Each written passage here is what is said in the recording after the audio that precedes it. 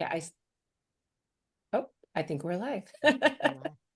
We All are right. live. Happy Wednesday to everybody out there. We are trying to return to our schedule of doing some coffee chats. I know it's not Monday, but I have a very exciting guest today that I'm super happy to introduce you to. And Andrew's here, but you don't mean to be here, do you? No, no, Andrew's no. here to tell us about why our Patreon supporters and Substack people should join us tomorrow, because why? Oh, We're having the big tour launch tomorrow for 2026. Yeah. So tomorrow is our big tour launch. So Andrew, you need to go so you can prepare for all of the cool tours that we are putting up for our Yep. meeting at 6 p.m. Pacific time tomorrow. You should have an invitation in your inbox if you are a Substack or a Patreon subscriber. Okay. Bye, Andrew. Bye. Uh-huh. All right, ciao, everybody. ciao. So today we have a really exciting guest who I am super, super pleased to have because she is, I'm a travel journalist, but this is the queen of travel journalism in Italy.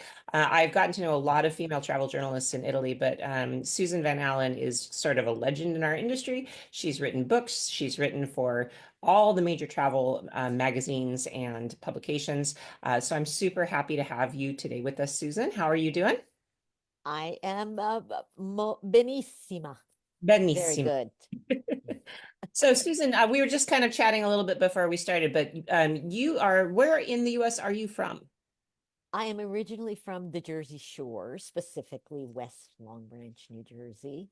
Um, yes, and I grew up there, and I was born in Newark, and all of my maternal relatives were Italian immigrants that came over and settled in that fabulous Sopranos area, Newark, South Orange, all that. So that's where I got the Italy bug at the Sunday dinners at my Nana and Papa's house in Newark with the music in the background, the opera, the candlelight, the lace tablecloths, the pasta steaming, the big bowls, everybody talking very loudly. I fell in love with Italy before I even could speak, probably. Wow, and I can tell that you are an Italian because you definitely Because speak I Italian. can't. I'll try not to. It doesn't work. Yeah. Yeah, I mean, I'm only an adopted Italian, but I still can't keep myself from using my hands. So, what brought you into travel journalism? Well, I had done other writing. I actually went to acting school and I wrote some for theater. I wrote a one-woman show called Jersey Girls, actually, that was about five women in a Jersey Shore town on a Mother's Day weekend. And that got me attention to write for television. I wrote for Everybody Loves Raymond. And then as years went by, every time that I had extra money in my pocket, I would go on a trip, and it was usually to Italy. And I was always writing, I'm a journal writing, that kind of thing. And then I started publishing. I actually went to a wonderful travel writers conference in Northern California called the Travel Writers and Photographers Conference in a bookstore called Book Passage. And it was in 2002. And that's where I met Don George, who originated it. He's a big travel journalist and also the publishers of my book, Traveler's Tales Publishers. And so I had been writing for magazines and newspapers, and then I decided, because I was meeting so many women that were traveling to Italy, and we were all sharing such great information, to do 100 places in Italy every woman should go. That is such a cool angle, and I think that what I really appreciate about your writing and what you do is you are really promoting women in Italy, which has also been one of my passions. Slightly different angle on how I got in since I started working for Rick Steves around 2000 as a writer, but very similar kind of timelines and paths and Mm. focuses. So you have been writing also for a lot of different publications. I remember you wrote a really great article about Trieste a few years ago, which really I just adored because nobody talks about Trieste. And I thought it was so neat that somebody finally went, oh, hey, you guys should know about this. So I love your take on kind of unusual places. You seem to kind of have the same mentality that I do about how Italy is a big country and we shouldn't all be going to Florence or whatever, right? Yes, Sarah, absolutely. And in the, interest of the overloved places, we can always find, I mean, seems to me to be infinite. There are still places I haven't explored. And Trieste was one that had been on my list, and I loved going there. It was my first trip post-pandemic, and I wrote that article for BBC and got to see a lot of smaller coffee producers. Um, and they've been famous for their cafes and their coffee since like the 1700s. It's a wonderful, wonderful city and easy to get by train if you're in Venice too. Yeah, I and also highly very, recommend very it. affordable. I've often found I started going there because when I was guiding, I'd have days in between gigs, or maybe I'd be done with writing guidebook stuff and I'd have other assignments coming up. And I would just kind of look at Venice and think, I love Venice, but Venice is a couple $100 a night when I could go to Trieste and stay at a really nice hotel for 50 or $60 for a night. And I'm also Slovenian origin, and so like Oh, great. the mix of the Slovenian and Italian culture is what really attracted me. But I mean, I think also just the coffee culture, that's pretty amazing in The Trieste. coffee culture, but also that it is a mix of cultures. I mean, I met, Russians there, Americans, people from Naples, different parts of Italy, French. It's been a great open gathering place, and that's what makes the city so exciting. The food is very different. They have maybe, yeah, like great cabbages, like you Slavic people have, and things like that. Wonderful pastries, not sfogliatelle, but very creamy cakes and things like that. It's great. Yeah, so it's really fun to see people promoting things that I think are really not on the radar of regular tourist itineraries. So in your book, you specifically write, though, towards what women should see. So how do you think that's different than, let's just say, a mainstream guidebook or mainstream travel suggestions? Well, I focus a lot on what I believe is such an appeal of Italy for women is that women have been worshipped there since the earth was cooling. And unlike, for example, in America, where you get off the plane, you see a lot of men on horseback. You get off a plane in Italy and you see all these statues of naked, full-bodied women, and especially Venus, goddess of love and beauty.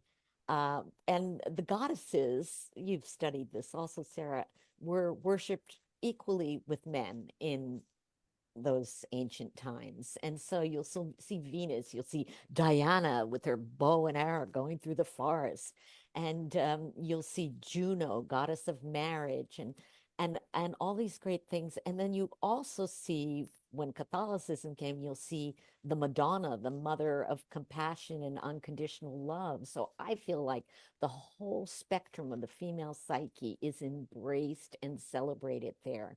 So I begin the book with going to places specifically where females are worshipped, like the Temple of Segesta in Sicily that was dedicated to Diana, or places where women flourish, like the Peggy Guggenheim Museum in Venice. I just find that it's so fascinating to see, the bravery of the courage of these women. So um, that's a big part of it. We also, men enjoy these things too. They love going where women are happy. And I also include things like spas, which a lot of tourists think, well, I'm not going to do that. That would be a waste of time. But it is really immersing yourself in the true culture of Italy, of the Romans, that soaked in these fabulous baths of curative thermal waters that, have been healing people for thousands and thousands of years. That shopping, I notice, especially on my tours, women really love, and I love to promote artisans, especially female artisans who are retaining centuries of culture, whether they're leather makers or lace makers or ceramic painters. So that's a big part of it. That's so funny. As you were talking, I was just thinking, I remember when I was writing the Rick Steve Sicily book, I fell down the rabbit hole on the Astarte cult. And Oh I my just went and I gosh. was, and all of the kind of mother goddess stuff in Tropony and how the islands, the Agadi Islands have, there's a lot of theories about that being like the womb of the earth. And it's so interesting because I just think that that's actually really true. And I've never actually thought about it that way, that it's true. Italy is a woman-centered, a mama-centered culture. I mean, everybody knows about the memone and how the men can't leave their mothers. And why is that? So, oh wow, I feel like we need to write a book just about this topic, Susan. We need to, like, this is It's such a cool thing, isn't it? it really is, and it goes on and on. I mean, every time I go to a place, you find there's a goddess there or a saint or Madonna or something like that. It's really interesting. Sicily, all over the place, for Yeah, sure. well, a lot of their origins come from these Carthaginian goddesses, the Phoenician goddesses that were really, the mothers of everything, and they were just as revered, if not more revered, than the male gods. So it's just kind of interesting because I guess that maybe that's why I'm so attracted to Italy. I'm not sure. I love all the mother goddess energy there. So as you've been writing these books and kind of putting together the best destinations, I mean, so like, I guess just tell me what are your sort of, let's say, top three or four recommendations that maybe people don't have on their radars? Oh gosh. Hard, I You know. know, It's like she's my favorite child. I know, no, yeah, it's true. I'm always asked about favorites, and it always seems to be the last place that I went. Well, the last places that I wrote about was the region of Lazio. I wrote about for National Geographic, and I feel like, well, love Rome, but Rome spreads out to beautiful places. I love the range of gardens there. You have, and since maybe this will come out in springtime. I mean, everyone knows Tivoli with those fantastic fountains that you hear as you're approaching. It's just so amazing. It's like a Renaissance Baroquepalooza water theater, uh, outrageous. But there's also, you've probably seen pictures of Bomarzo that was Yes, I built by take a my guess there. count, Yeah. right? And dedicated to, it was built in memory of his wife who tragically died. And what's amazing about that garden of stone sculptures is that it was, the stones were there, and he had them carved into these outrageous animals, and the house that you go in there, it that you feel so imbalanced by. But it's great to bring children there, and anybody that goes there is totally enchanted. And last spring, I finally got to the Garden of Nympha, which is only open on weekends, and you do have to reserve. And it is like Monet's Giverny. It is so beautiful. It's a combination of just gorgeous landscaping. There's a river that runs through it. There are like a crumbling little Renaissance parts of castles with wisteria in bloom. Oh, I hope I can get back there again. It's just gorgeous. And then Lazio also has a fantastic coastline of idyllic beaches. Most people go down to the Amalfi Coast, but I really love Gaeta, famous for the olives and famous for amazing medieval churches. And then fancier, right near it, is Sperlonga, which sits on a promontory and has that beautiful flat raked beach scene with the umbrellas all in a row. And of course, great restaurants. You want your spaghetti alla vongole there. But it also has a museum, because Tiberius, the Emperor Tiberius, had a villa there, and remains of sculptures that depict mythological scenes are in this amazing museum there. And so, even though you're going to a beach, you're going to be uh, immersed in a wonderful history and culture. See, this is Sperlonga. so cool. I love that you love Lazio because I feel like that's probably my favorite region outside of Sicily, of course, because it's so unappreciated. I don't understand why people do. I went to Sperlonga. I think I must have been maybe 20 when I went there the first time. Oh, And I just had some friends in Rome. I was living in Rome at the time, and they said, "Oh, if you want to go to a beach, don't go out to Ostia or Fregene. Go down to Sperlonga." And it's really not that far. And you go there and you think, "Why don't people know about this?" And I think about all the papal villas that are in the outskirts of Rome out oh, in Lazio. exactly. It's amazing. Yeah, and even Ostia is also, I mean, compared to Pompeii, you could spend as much time there and see this beautiful ruin. They also have great spas around Viterbo, wineries, and the countryside is gorgeous. Yeah, that whole It's Tuscia zone just north of Rome, I just think that's just such a very underappreciated area. I mean, I think Umbria is to an extent as well because people think, oh, I'm going to go to Tuscany, when really, I mean, you can do it for half the price and you can see things that are equally, if not, more impressive in some ways than Tuscany. I don't know. I guess I'm kind of one of right. those people that sort of goes against the where the crowd is going. So Right, right. You do need a car around there, or it's great you lead those group tours and take your people there. So that's very helpful because sometimes I always have a friend drive me like to Bomarza. Sperlonga is easier. yeah. Uh, Yeah, I went out once, I think it was to Frascati because I just thought that would be kind of interesting. I wanted to try the wine and I love that. I just love all the outskirts of Rome. oh, And the I think Castelli Romani, that is a jewel. that is, Name. yeah, we Yeah. take our groups out there on our Rome tour, but I remember going out on public transportation and I think it took me like 2 hours or something like that. I Right. probably could have walked faster. So yeah, that is the problem with some of these more hidden areas. So what parts of southern Italy do you really like? Oh, well, I mean, I do love the Amalfi Coast. I take a group to Sorrento every year, and it's so enchanting.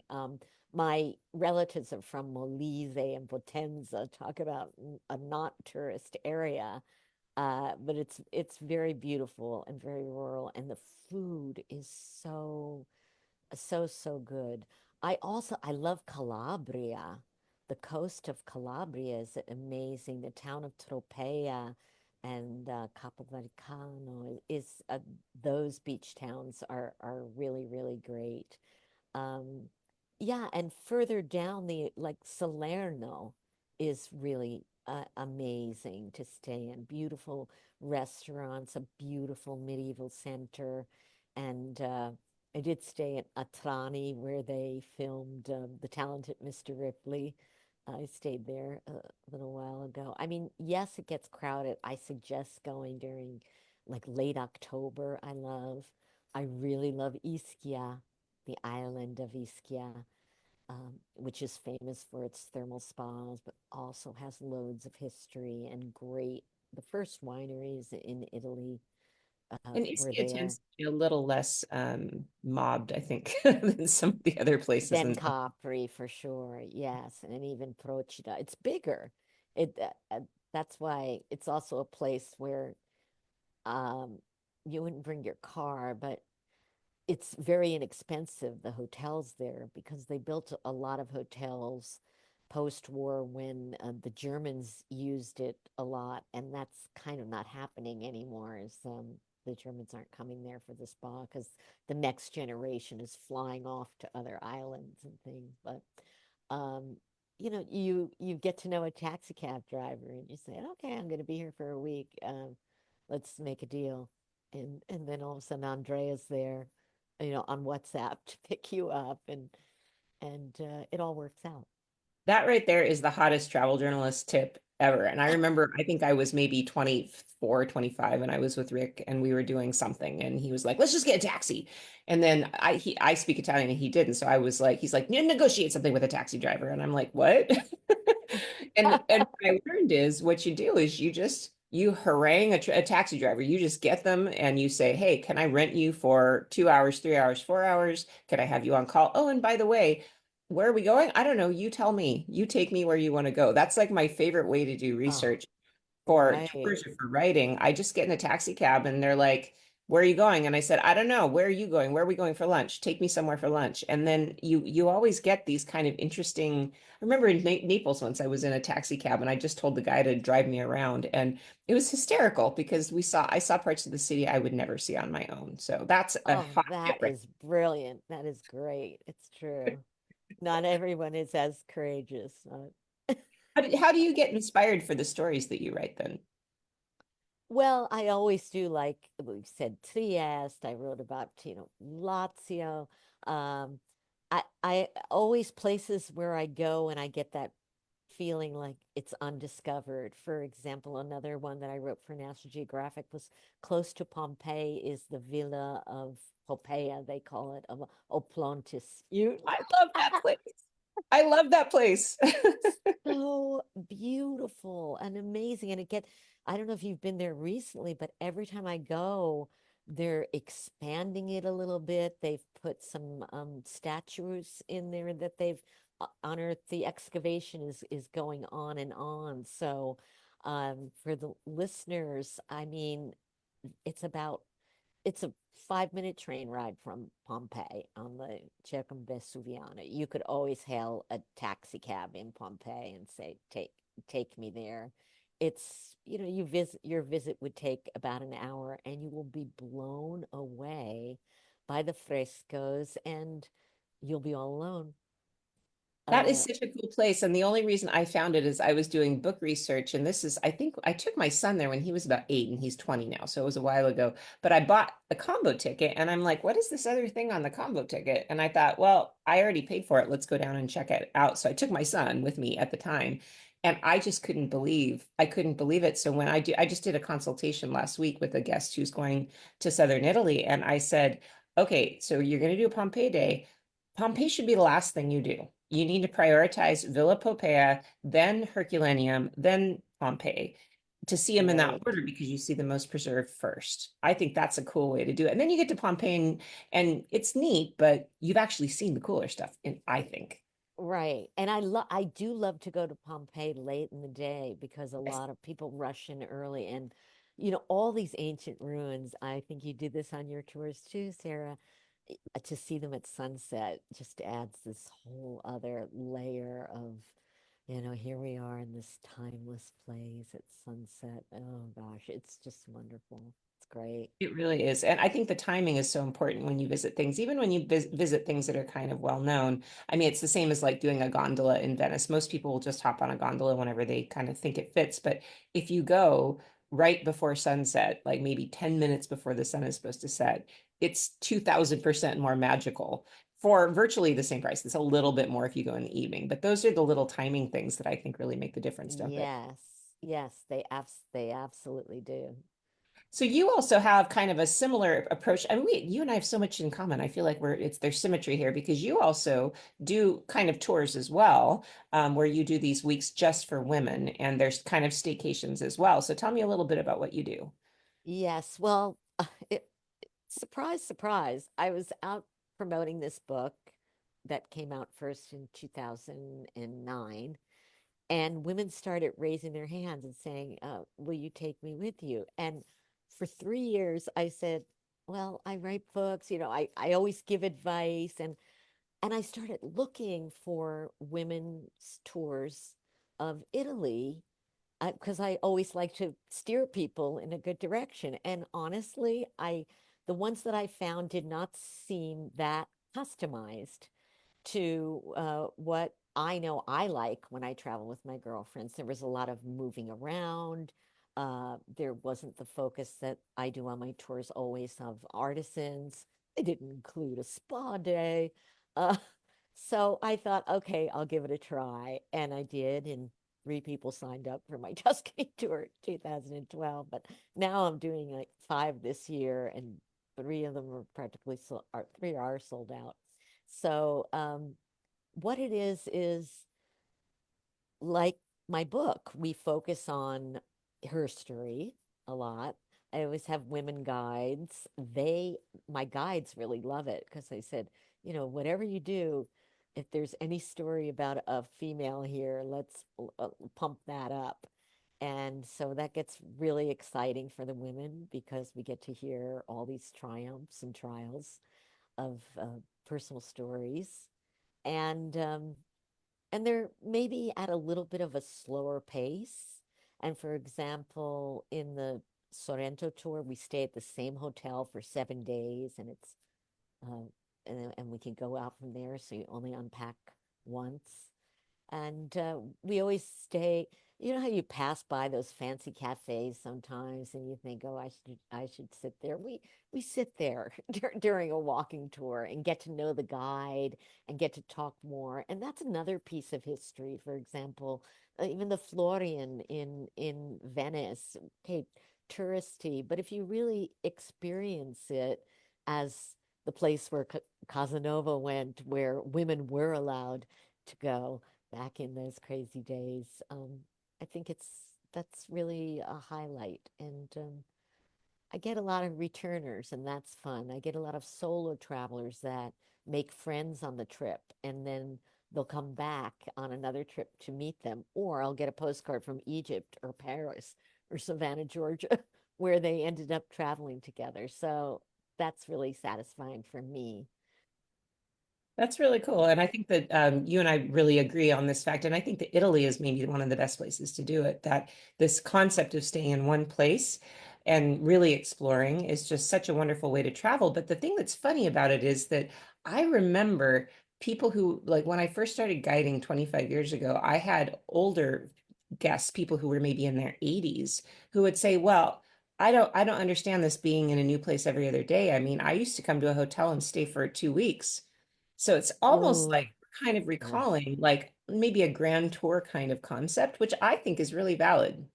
I I think it's really interesting to kind of tell people you don't need to see everything. Maybe instead you see one thing and you see it in depth and you just kind of promise yourself you'll come back and you'll see the next thing, right? So it's more I rewarding, I think.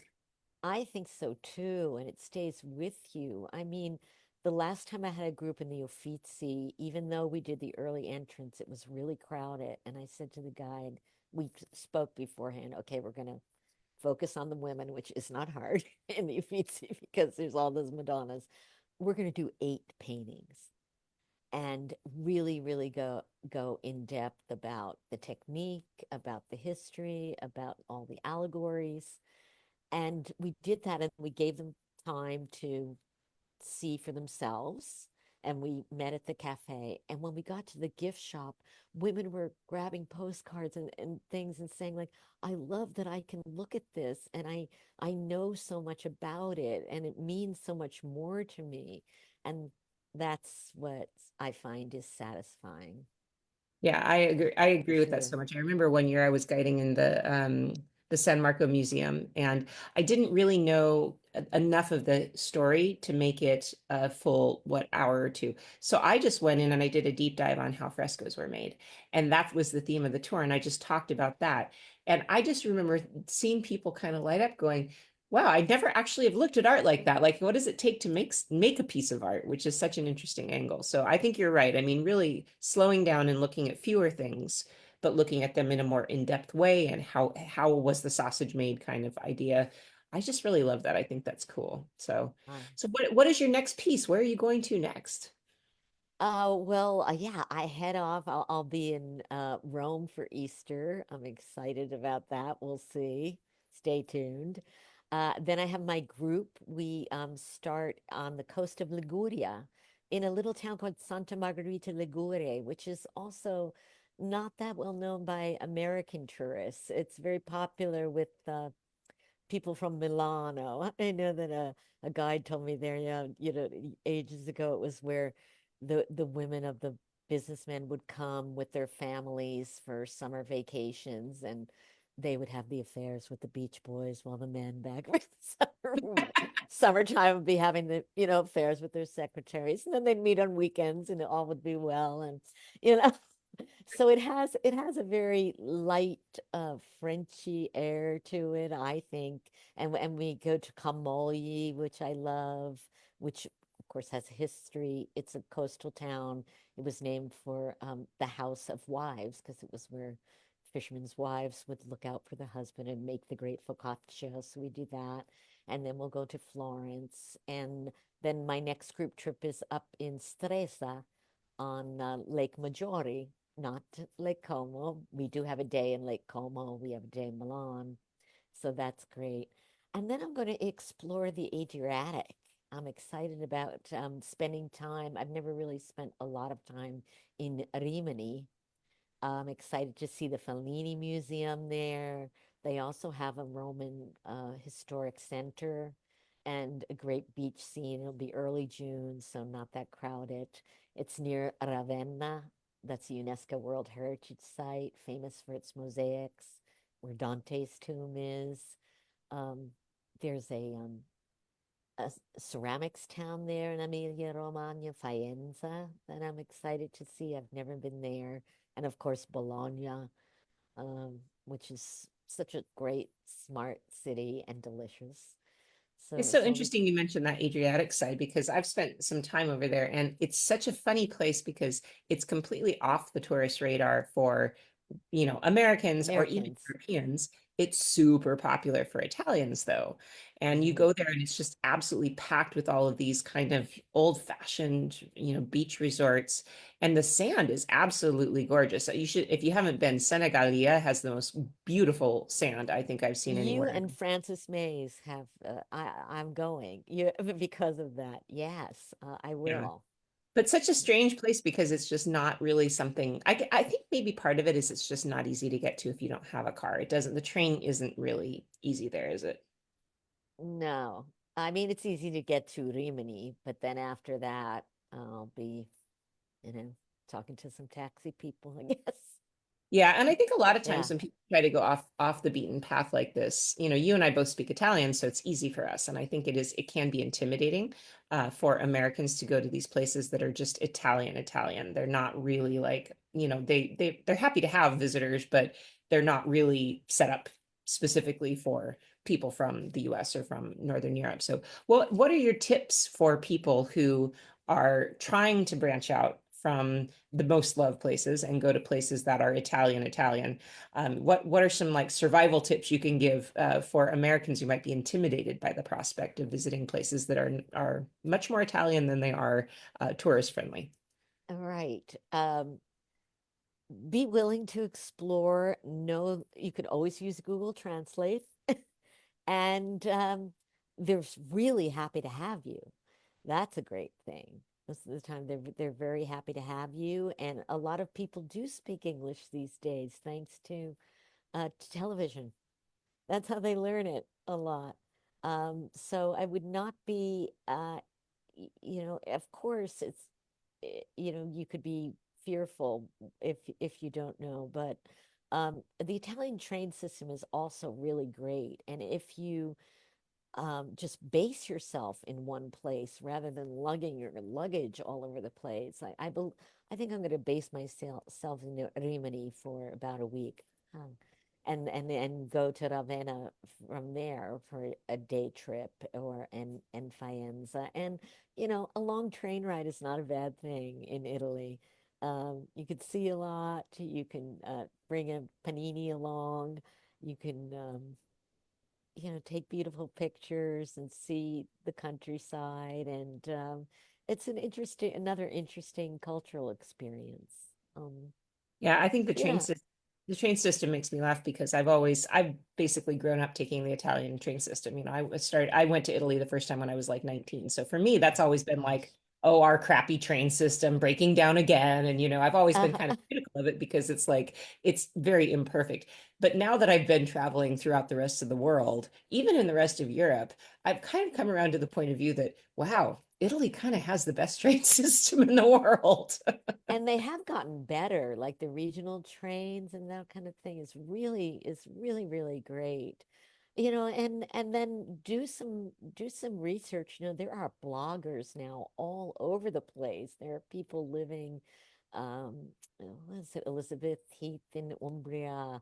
There are people living, a lot of Americans in many different places, and I think if you do a little deep dive, you might find people there, and or are so many American travel writers are living in Italy now, and they're going out exploring. So I would follow them, like Italy Segreta, um, those kind of publications. You can find information so much easier. And like when I was writing this book, there was most places didn't have websites, and this was just 10, 15 years ago. And now people are so much more connected, as much as we can lament social media. I would definitely use it as a tool when you're thinking, think what you like. I want to go to a beach. I like mountains. I like hiking. Um, the hiking trails in Italy have really improved. Their national parks are getting better and better. Wow, that's really impressive. So you've been going to Italy for so many years now. Have you ever considered moving? Really, I'm not the type to restore a house. I'm kind of a city girl. I've lived in New York, I've lived in San Francisco, I've lived in Los Angeles.